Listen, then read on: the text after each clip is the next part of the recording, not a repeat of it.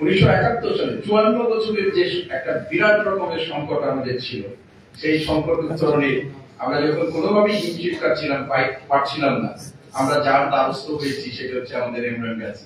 সেই ইমরান গাজী আমাকে এই এশিয়াটিক সোসাইটির এই বড় একটা সংকট থেকে মানে উত্তরণে তিনি সহযোগিতা করেছেন। এশিয়াটিক সোসাইটির আমাদের অনেক আইনি যে সমস্ত বিষয়গুলো আছে, সেই বিষয়গুলোতে তিনি কিন্তু আমাদেরকে সহযোগিতা দিয়ে থাকেন। আমরা আমাদের তার কাছে দ্বারস্থ হই এবং তিনি আমাদেরকে সেই সহযোগিতা আমাদের দিয়ে থাকেন।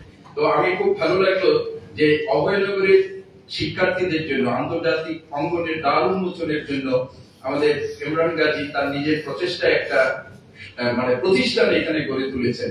আপনারা সৌভাগ্যবান, অভয়নগরের মানুষ সৌভাগ্যবান, এই প্রতিষ্ঠানের সেবা সারা বাংলাদেশের মানুষ দিবে। কিন্তু আমি মনে করি ইমরান গাজীর কাছে আমার অনুরোধ থাকবে, এই প্রতিষ্ঠানের সেবা যেন বিশেষভাবে অভয়নগরের শিক্ষার্থীদের ক্ষেত্রে একটা বিশেষ সুবিধা যেন তারা পায় এবং আন্তর্জাতিক অঙ্গনের বিশ্বের বিভিন্ন বিশ্ববিদ্যালয় এবং যারা অন্যান্য জায়গায় যেতে চায় তাদের এই সেবাটা ইমরান গাজী নিশ্চিত করবেন, এটা আমরা চাই। এবং এখানে যারা শিক্ষার্থীরা আছে তারাও যেন ইমরান গাজীর কাছ থেকে এই বিশেষ সুবিধাটা নিতে এগিয়ে যায়, সেই আমি অনুরোধ করব। অনেক লম্বা কথা বলে ফেললাম আপনাদের উপস্থিতিতে। আমি বিশেষভাবে মানে সম্মান জানাচ্ছি, আজকে এখানে রবিউল হাসান সাহেব আছেন। আমি জানলাম যে তিনি তার কর্মজীবনের শেষ প্রান্তে এসে দাঁড়িয়েছেন এবং আপনারা এখানে যারা তার শিক্ষার্থী এবং যারা তার গুণমুগ্ধ শিক্ষককে যে এখানে সম্মাননাটা দিয়েছেন, প্রকারান্তরে এই সম্মাননার মানে ভাগদার আমিও নিজেই হয়েছি এবং একজন শিক্ষকের জীবনে মনে হয় এটাই পাওয়া, পরম পাওয়া। আমরা আমাদের সমাজে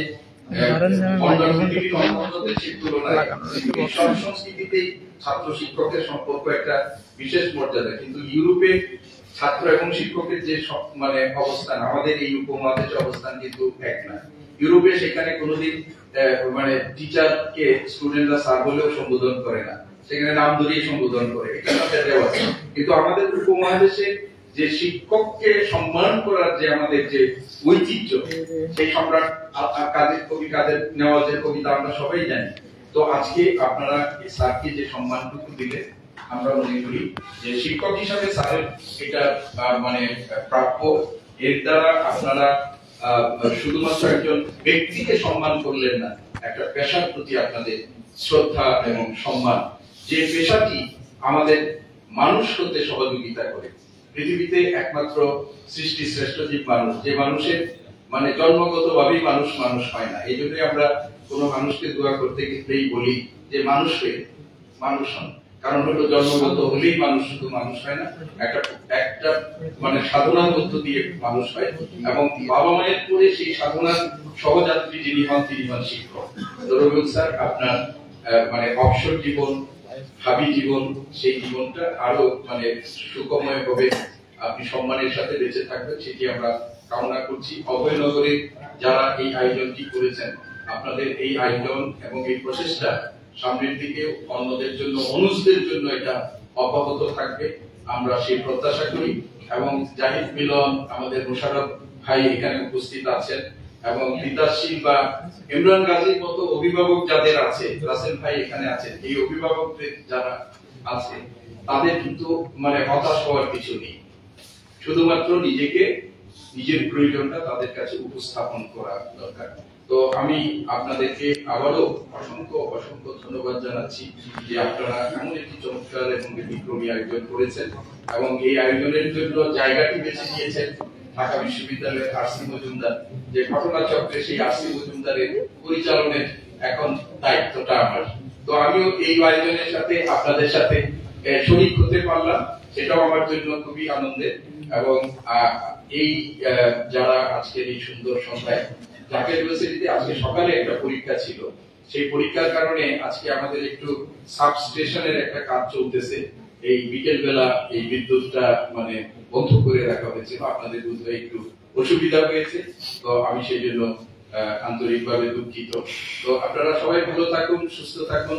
এবং মিলন কানাডা প্রবাসী বটে, সে কানাডাতে থাকলেও অভয়নগরকে সে ভুলবে না, ঢাকা বিশ্ববিদ্যালয়কে ভুলবে না, আমাদেরকে ভুলবে না, সেই আমরা কামনা করছি। এবং স্ক্রিনে যারা আছেন তারাও তাদের অনুজ উত্তরসূরিদের জন্য কিছু কাজ করবেন, সেই আশাবাদ ব্যক্ত করে আমার বক্তব্য শেষ করছি। আল্লাহ হাফেজ, আপনাদের সবাইকে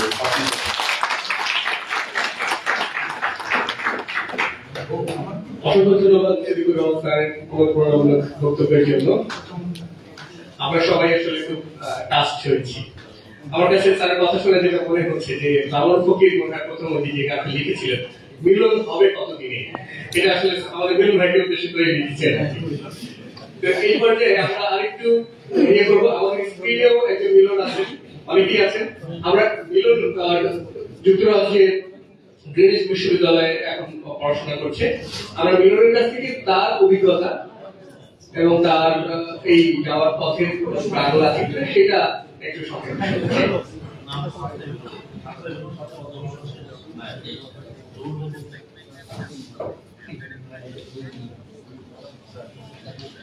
আসসালামু আলাইকুম, আমার ভয়েস কি ক্লিয়ার শোনা যাচ্ছে?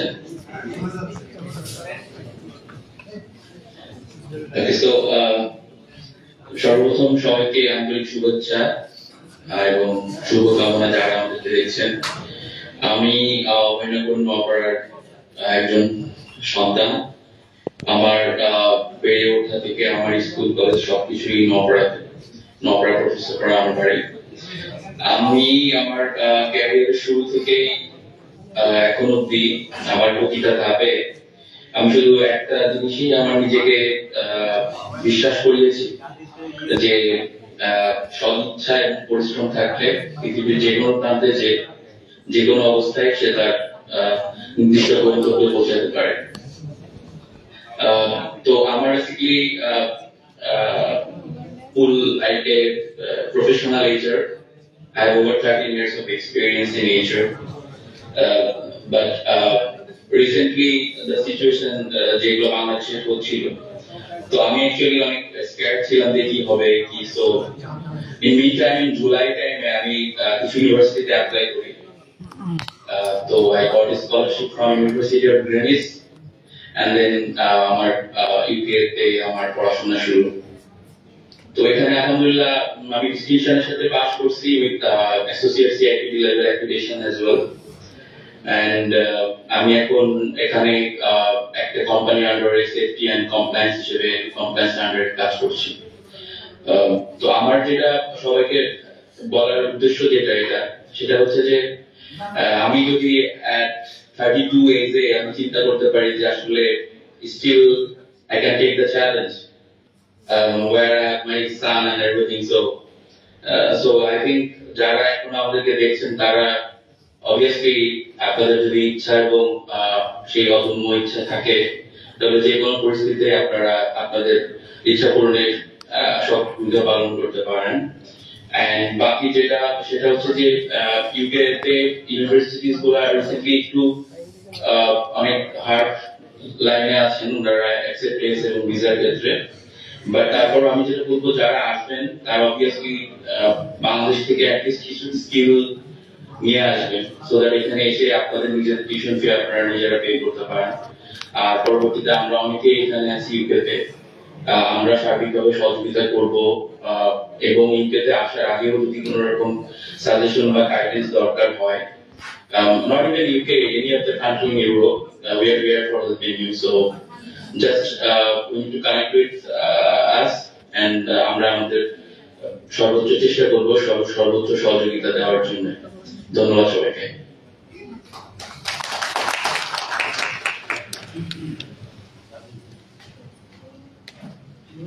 ধন্যবাদ মিলনকে। আমরা আরেকটু আনুষ্ঠানিকতা করবো আর কি।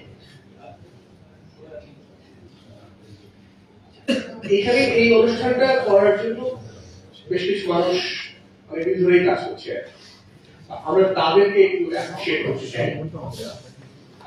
এই উপলক্ষে আমি ইমরানকে বলছি আর কি তাদেরকে একটু মঞ্চে ডেকে তাদেরকে সম্মানিত করার। আসসালামু আলাইকুম। আমরা যখন এই অভয়নগর ঢাকা কেন্দ্রিক কোনো আয়োজন, তখন আসলে আমাদের বসার কোনো জায়গা থাকে না। আমরা প্রথমে যেটা করি সেটা হচ্ছে মাইক্রোওয়েভ অফিসে চলে যাই। এটা হচ্ছে সপ্তাহ থেকে আমরা সবাই জাইদুর রহমান মিলন, একটু আগে ডিন স্যার বলে গেছেন ভাই সম্পর্কে, তো আমরা আসলে কোনো কিছু বলতে চাই না। আমরা যারা ঢাকায় থাকি আমরা প্রত্যেকে এই ব্যক্তিকে চিনি। আজকে আমি এখানে দাঁড়ায় আছি, এর আলাদা পিছনে এলাকার অবদান আছে। তো আমি প্রথমেই তানভীর আছে, তো ওইখানে একটা ক্রেস্ট আছে তানভীর। হ্যাঁ, আমরা আসলে যারা স্যার আমরা একটা ধারণা অভয়নগরবাসীর মধ্যে পৌঁছে দেওয়ার চেষ্টা করছি। আমরা আজকে কিছু সম্মান দিব যারা এই যে অন স্ক্রিন উপস্থিত আছে তাদেরকে। ওটার নাম আমরা স্যার দিয়েছি ব্যাটন অফ অ্যাপ্রিসিয়েশন। এবং এই ব্যাটন অফ অ্যাপ্রিসিয়েশনটা স্যার এর পরবর্তী সময় যারা দেশের বাইরে পড়ালেখা করতে যাবে আমরা তাদেরকেও দিতে চাই। এবং এই প্রোগ্রামটা স্যার প্রথম প্রোগ্রাম, কিন্তু ভবিষ্যতে এই প্রোগ্রামটা প্রত্যেক বছরই হবে বলে আমরা আশা করছি। তো এই যে স্বপ্নটা দেখাইছে, এই স্বপ্নটা দেখাইছে রাসেল পারভেজ। আমরা অভয়নগরবাসী এই দুজন মানুষের কাছে খুবই কৃতজ্ঞ। এবং আপনারা যারা একদম প্রথম এসেছিলেন, আপনারা অন স্ক্রিন দেখছেন অভয়নগর ব্লাড ব্যাংক। এই অভয়নগর ব্লাড ব্যাংকের প্রতিষ্ঠাতা হচ্ছে এই যে শোয়েব ইমতিয়াজ ইয়ালা। এইখান থেকে আপনারা একটা অ্যাপ্রক্সিমেট হিসাব দিচ্ছে যে ভাই আমি 10 বছর এটা পরিচালনা করছি, এখান থেকে 1,08,000 লোককে আমরা রক্তদান কর্মসূচি গ্রহণ করেছি। এটা একদমই যৎসামান্য ছোট বিষয় না। আপনি যদি একটা জেলা শহর বা বিভাগীয় শহর বা বিশ্ববিদ্যালয় কেন্দ্রিক ব্লাড ব্যাংক দেখেন, সেখানেও এর থেকে কম হবে 10 বছরের লিভিংসটা। তো আমরা অভয়নগরবাসী এই তিনজন মানুষের কাছে অত্যন্ত কৃতজ্ঞ। আল্লাহ পাক রব্বুল আলামিন এই মানুষগুলোকে সুস্থ রাখুক, সুন্দর রাখুক। দুনিয়াবী যে জীবন আছে এই জীবনে তা আরো সম্মানিত হোক, এবং আখিরাতের যে জীবন আছে এখানেও আল্লাহ তাআলা তাদেরকে সম্মানিত করুক। আমরা ব্যক্তিগতভাবে দোয়া করি। একদমই প্রথমে আমি মঞ্চে আসার জন্য আহ্বান জানাচ্ছি এডিশনাল আইজি স্যারকে, আমাদের ডিন স্যারকে। তারা দুইজন সামনে আসবে আমাদের সাথে আমাদের অন্যান্য প্রিন্সিপাল স্যাররা। আমরা এই কয়জন মানুষ মিলে আমরা আমাদের এই তিনজন মানুষকে সম্মানিত করব।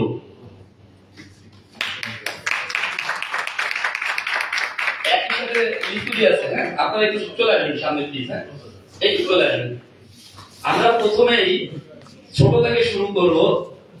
আমরা শোয়েব ইমতিয়াজ ইয়াল, এই যে অভয়নগর ব্লাড ব্যাংকের প্রতিষ্ঠাতা, এই অভয়নগর ব্লাড ব্যাংকের প্রতিষ্ঠাতাকে সম্মানিত করবেন আমাদের ডিন স্যার সহ যারা উপস্থিত আছেন প্রত্যেকে।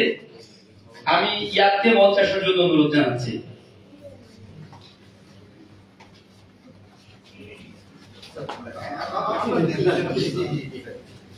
ইয়াদের সম্মাননা শুধু ইয়াদের একার না, পুরো অভয়নগর ব্লাড ব্যাংকের।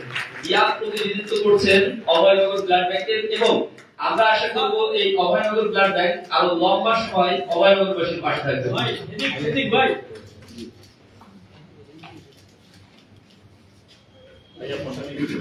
আমি তো বেন রোড আমি নিব না। ইয়ার পাশেই থাকবে, হ্যাঁ মঞ্চ থেকে যাওয়ার প্রয়োজন নেই, পাশেই থাকবে। এরপর রাসেল ভাই। হ্যাঁ, অভয়নগরবাসী যে কোনো অনুষ্ঠান আয়োজন করতে হলে যে ধরনের আলোচনা থাকে সে ধরনের আলোচনার একদম মধ্যময় থাকে রাসেল ভাই। তো রাসেল ভাইকে সম্মান জানাবে আমাদের শিক্ষকেরা।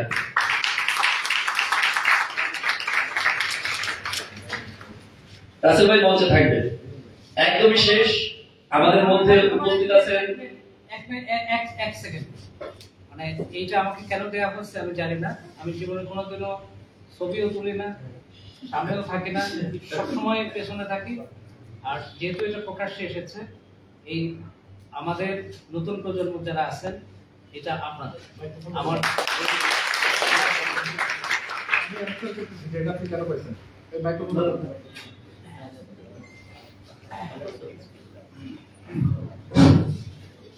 এই যে আজকে অ্যাওয়ার্ডটা দেওয়া হলো অভয়নগর ব্লাড ব্যাংকে, তো এই যে ব্লাড ব্যাংকের যাত্রা শুরু, এর পেছনে কিন্তু রাসেল ভাই সহ যারা সিনিয়র আমাদের আগে যারা এই কাজগুলো করে গেছেন, তখন আসলে সোশ্যাল মিডিয়ার যুগ ছিল না, সোশ্যাল মিডিয়াও ছিল না, এই জন্য তারা কখনোই এই জিনিসগুলো নিয়ে সামনে আসতে পারে না।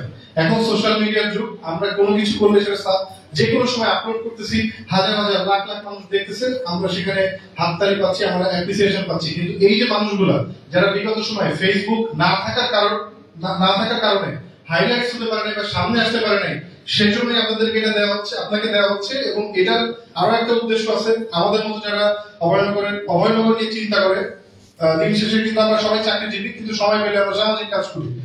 এই সামাজিক কাজ করতে গেলে আমাদের হাজারটা ভুল হয়, অনেক রকম পেইন মাথায় নিতে হয়, সেটা হচ্ছে রাজনৈতিক হোক, ব্যবসায়িক হোক, এভরিথিং, যেগুলো অনেক প্রেশার আমাদেরকে নিতে হয়, এই প্রেশারগুলো আমরা ডাইরেক্ট করে দিয়ে হচ্ছে রাসেল ভাই মাথার উপরে, সেই এই সব কিছুর সমাধান সে করে দেয়, এছাড়া কিছু না। এই জন্য আপনাকে দেওয়া হচ্ছে। এরপর চলে আসবেন মঞ্চে আমাদের সবার প্রিয় জাহির রহমান মিলন ভাই। মিলন ভাই আসলে কোন ক্যাটাগরিতে পাচ্ছে এটা আমরা জানি না, শুধু জানি যে আমাদের অভিভাবক অবাইদুল।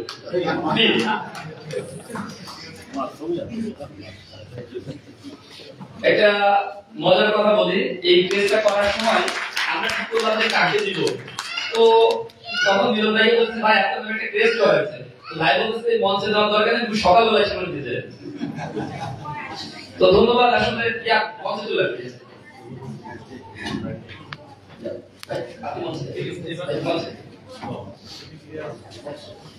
তো আমাদের মধ্যে এই যে তিনজন ব্যক্তি আছেন, এই তিনজন ব্যক্তি আসলে অভয়নগর নিয়ে যদি আপনি মনে করেন 24 ঘন্টা, তাহলে 24 ঘন্টায় নিয়োজিত থাকেন। একজন কানাডা থেকে কিন্তু প্রতিদিন তার সাথে অন্তত আধা ঘন্টা কথা হয় অভয়নগর নিয়ে। তো আমরা সবাই আসলে কৃতজ্ঞ আপনাদের কাছে। সবাই সামনে বসবেন, এখন কথা বলতে আসবেন রবিউল স্যার। রবিউল স্যার আমাদের মধ্যে সে তার শুভেচ্ছা বক্তব্য দিবেন এবং এর পরবর্তী সময়ে আমরা অন্য আলোচনায় যাব।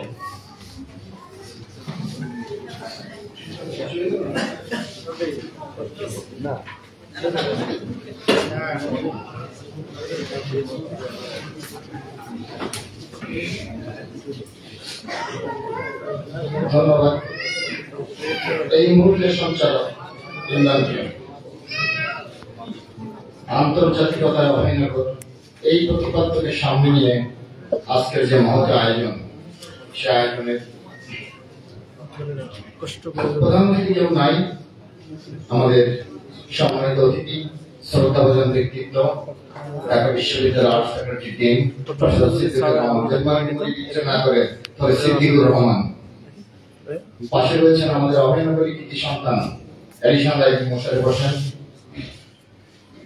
আর একজনের নাম শুনছি কিন্তু আমি মেমোরাইজ করছি যে যেহেতু শীল পিছনে যুক্ত আছে, সুতরাং আমার স্যার নিশিকান্ত শীল স্যারের ছেলে কিন্তু আসছে, আমি রাইট অর রং?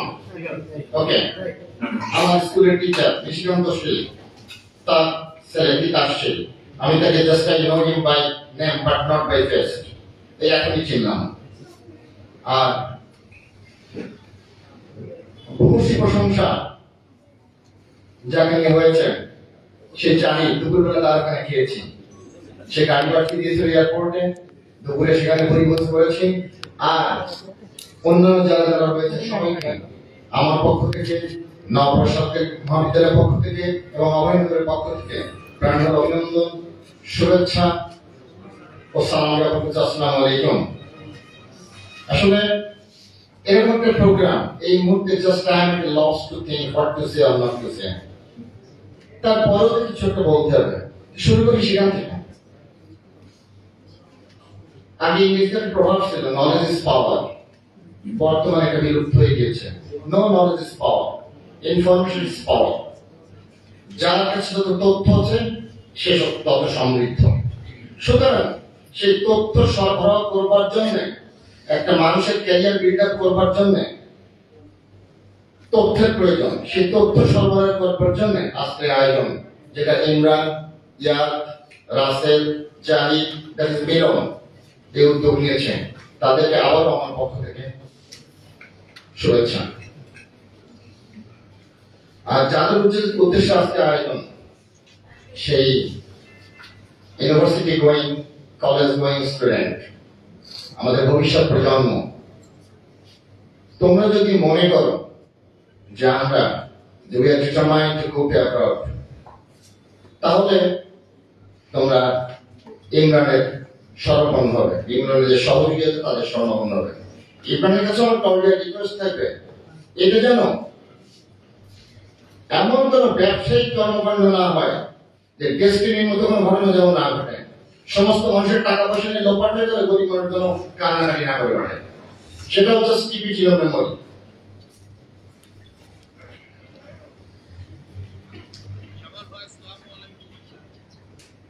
এবার একটু নিজের কথায় আসে, সম্পূর্ণ নিজের কথায়। স্যার, আমি I am not only a principal, I am also a social worker, I am manager, administrator, whatever you like to say, আমার অনেক কর্মকাণ্ড আছে, অ্যাবসলিউটলি আমি কমিটেড। অভয়নগর উপজেলার কাছে, অভয়নগর উপজেলার 14টা কলেজ আছে, 7টা প্রিন্সিপাল আমার সঙ্গে আছেন। এই 14টা কলেজ থেকে যদি কোনো স্টুডেন্ট উচ্চ শিক্ষার্থী কোথাও চান্স পায়, সেটা বিএড কলেজ, এমএম কলেজ এসব বলে হবে না, হতে হবে পাবলিক বিশ্ববিদ্যালয়, engineering, medical. Out of emotion admittance দিয়ে ফেলেছে, চান্স পেয়ে গিয়েছে, কিন্তু এখন তার কোনো পথ নেই, করতে কোনো টাকা নেই। তার জন্য 4 জন মানুষ আমার সামনে আসতে হবে, সেই কলেজের প্রিন্সিপাল, সেই প্রার্থীর নির্বাচিত এলাকার নির্বাচিত প্রতিনিধি, আর তার পিতা এবং মাতা যদি জীবিত থাকে আমার অফিসে আসবে। আমি 2 জন লোকের কাছে ইন্টারোগেশন করবো, ওই প্রিন্সিপাল আর নির্বাচিত প্রতিনিধির কাছে, যে ছেলেটি আদৌ গরিব, ওর কি ভর্তি হওয়ার মতো সক্ষমতা আছে। ও যদি বলে যে না, তাহলে সমস্ত ভর্তি দায় দায়িত্ব আমি বহন করি ইনশাআল্লাহ।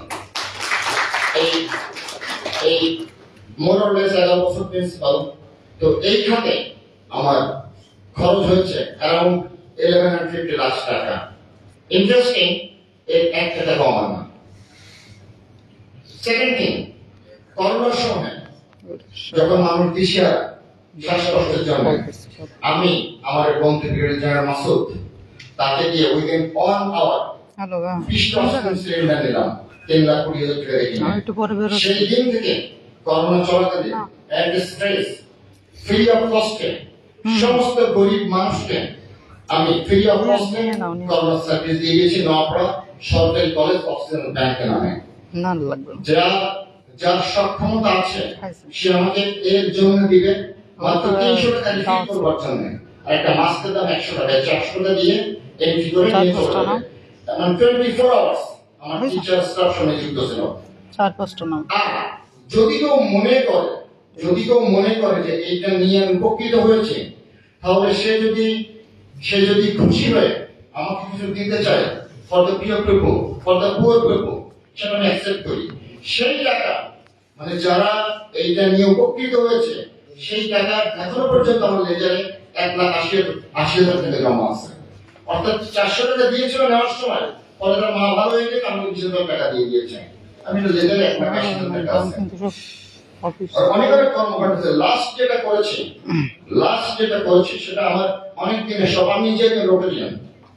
আমার অনেক দিনের একটা স্বপ্ন ছিল যে আমাদের এলাকায়, সেটা অভয়নগরে, যে হেল্পলেস এজেড মানুষ